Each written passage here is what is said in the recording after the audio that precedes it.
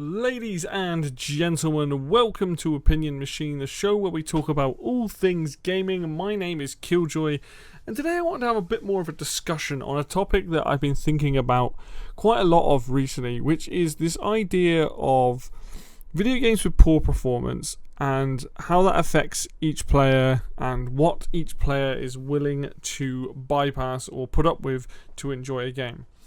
The reason I bring this up is that this year I've had some of the bigger games I've played on my PC I've had issues with, right? So those two big games primarily are like Clair Obscura and Borderlands 4.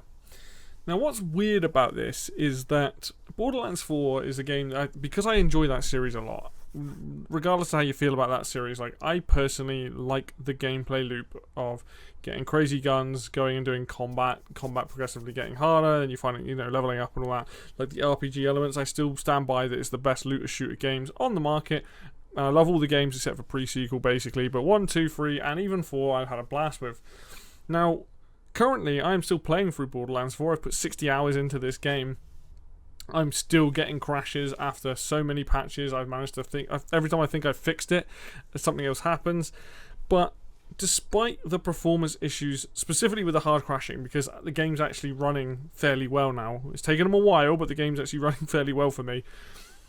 But there is still hard crashes that I'm getting. But despite that, I still really enjoy the game. I think it's one of the most fun games I've played this year.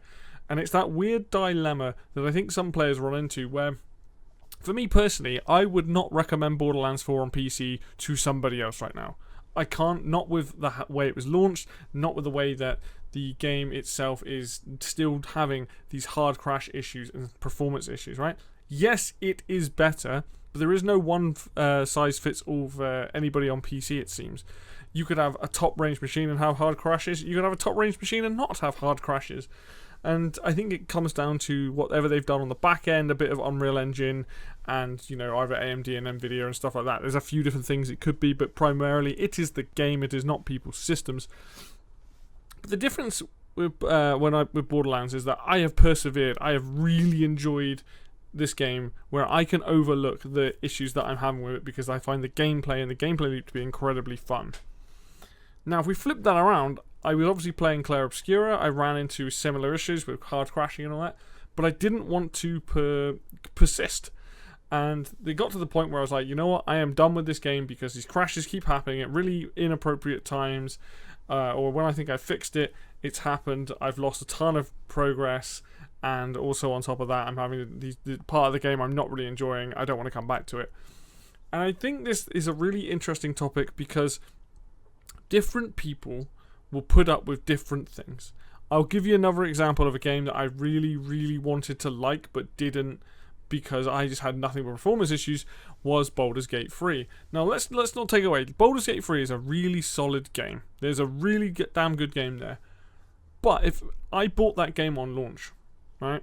That game on launch was crap. Like, no matter what people say, that game had so many performance issues. The core gameplay was awesome. But I had UI issues, I had audio bugs, I had visual bugs, I had my brother had like save corruption and things like that. There were so many things wrong with it.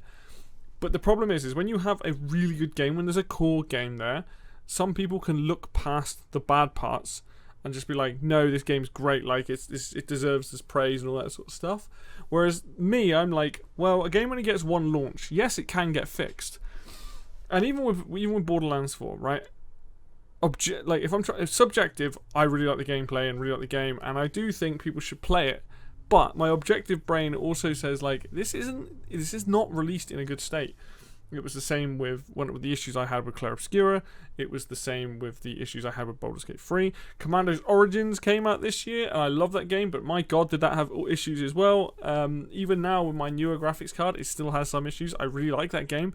I can look past it, but it's that thing of weighing it up. And this is where I think a lot of people, and even I'm guilty of this as well, where it's like, Borderlands 4 is the first time where I've played a game where I'm like, okay, this goes against everything that I didn't like about Baldur's Gate 3, didn't like about the issues I had with some other games like Clair Obscura and stuff like that, where the bugs and stuff are really grating. And like, yeah, then it's not like they're not grating with Borderlands 4, it's just some reason the gameplay loop and the hook is enough there for me to keep me coming back. You know, I might play an hour and then it crashes. I might play an entire day of gameplay and it might not crash. It's like rolling a dice a lot of the time. But what I found is that even this time around with Borderlands 4, like, I can't sit here and say, yes, go and play this game. You know, maybe console's better than PC, but it's being able to break that down. And I find when I talked about Baldur's Gate 3, when I talk about Clair Obscura, I'm not talking about these games being bad games. The fundamental, like, gameplay loops of those games are very good. But for me, it was like, hey, I couldn't finish Baldur's Gate 3 because this game had so many issues. A lot of things broke, there was a lot of bugs, blah, blah, blah. And I got a lot of abuse for it because other people were willing to play through that game at that time when it was first launched or in the first 6 months.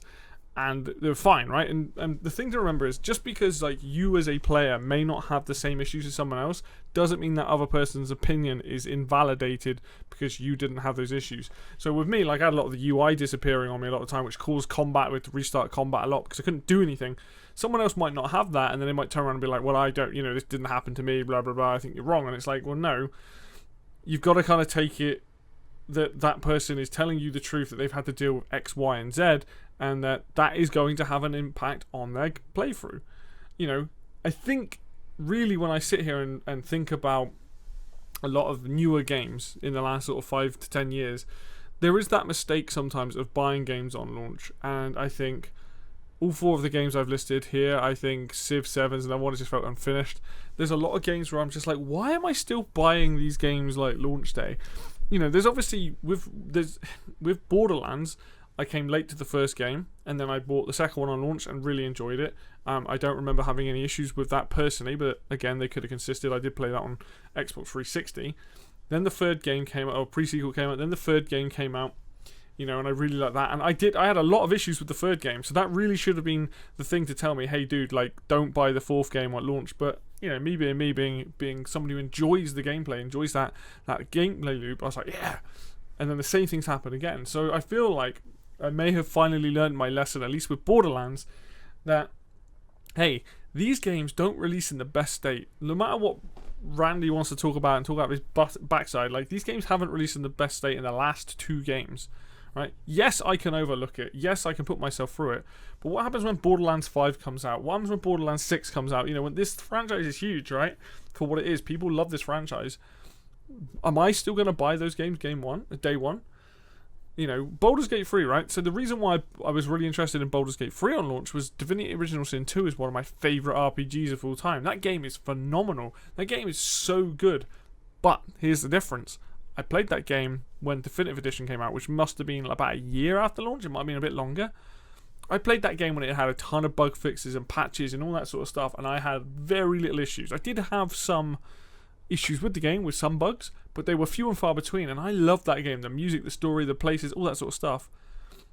And I kind of wish I'd done the same with Baldur's Gate 3. I kind of wish I'd waited about a year, at least 6 months maybe, before I played it, because I then got an experience that I was not happy with.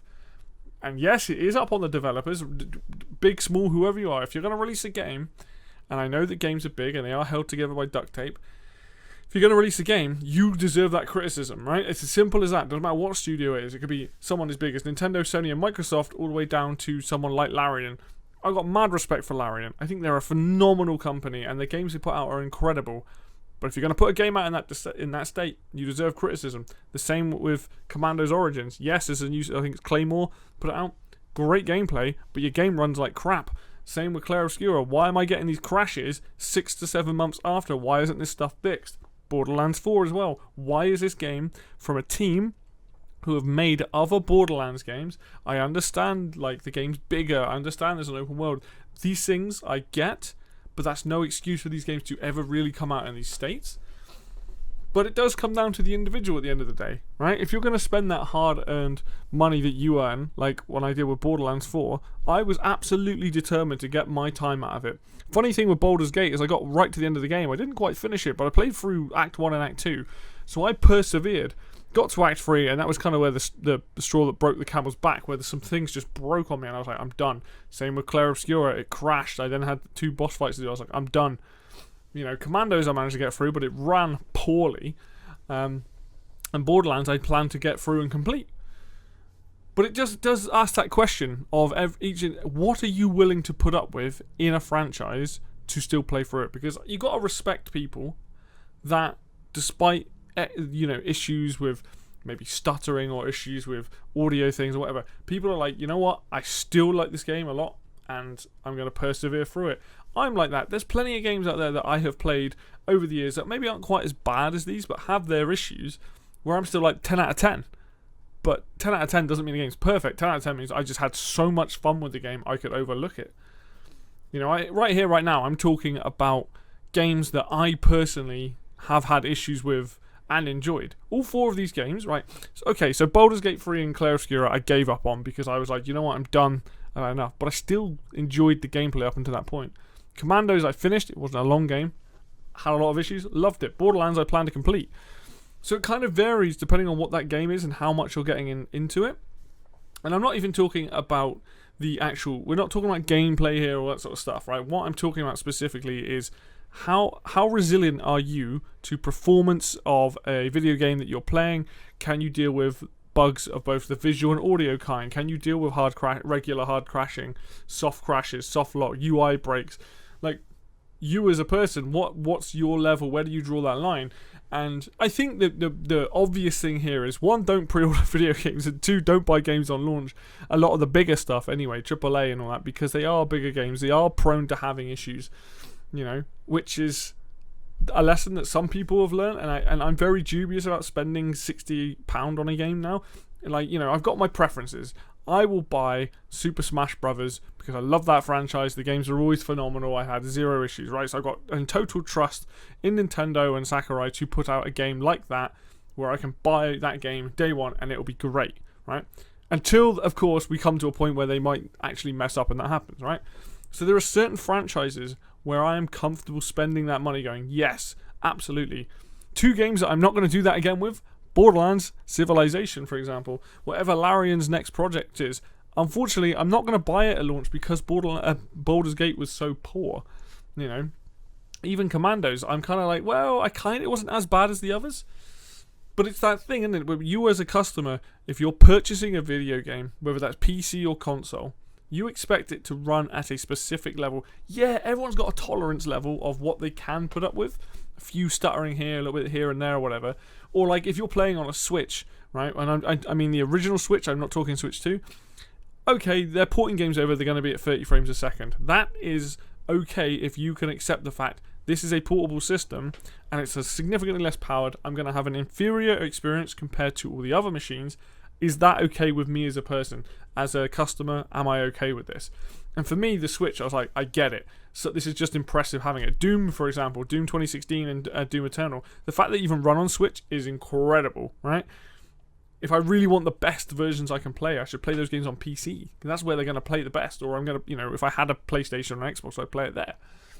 So it's that kind of compromise as a player. Like, some people will not compromise. They're like, I want full power from my PC. I will not play anything lower than, maximum settings and stuff like that. Whereas, luckily, I can kind of put up with a little bit of performance issues because I'm kind of like used to it with the Switch, and I'm kind of like, I don't play my games on the highest settings. Medium settings is absolutely fine for me. But that's personal preference, and that's kind of what this conversation's about. And I poll the question to you guys, right?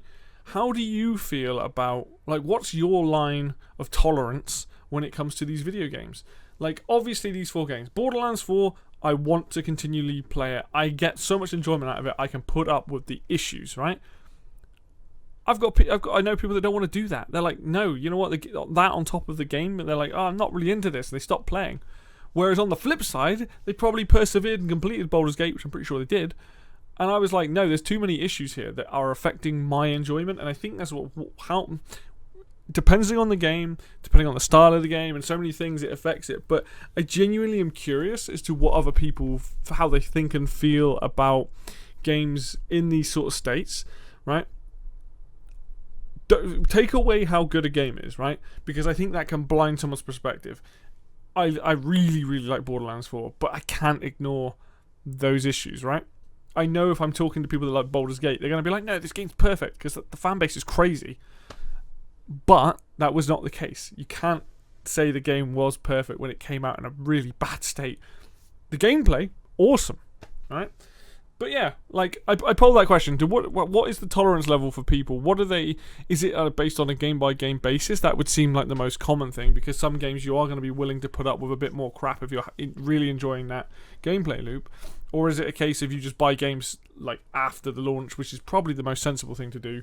A few months down the line, and read reviews and all that sort of stuff, because that's what reviews are there for. They're meant to inform your purchases, because you go, oh, this game's got performance issues. I definitely agree. I've seen some comments before with things like, I think Elden Ring or one of those games came out with really poor performance on PC. I kind of agree that a game that has poor performance, like the games I've even spoke about, like Baldur's Gate 3 should not have been a 10 out of 10 on launch. Borderlands 4 would not be a 10 out of 10. Right? These games, they might get there and they might eventually be like that, but I do genuinely think that when you have that much poor performance in these games when they come out at launch, that needs to be a much bigger factor in reviews, and then maybe you re-review that game later on the line when it has had those patches. But I think like game only gets one launch, and if it leaves a vile taste in your mouth, then I'm afraid that is on the developers. But some people seem to be able to power through it, so and everyone's got their tolerance limits and whatnot.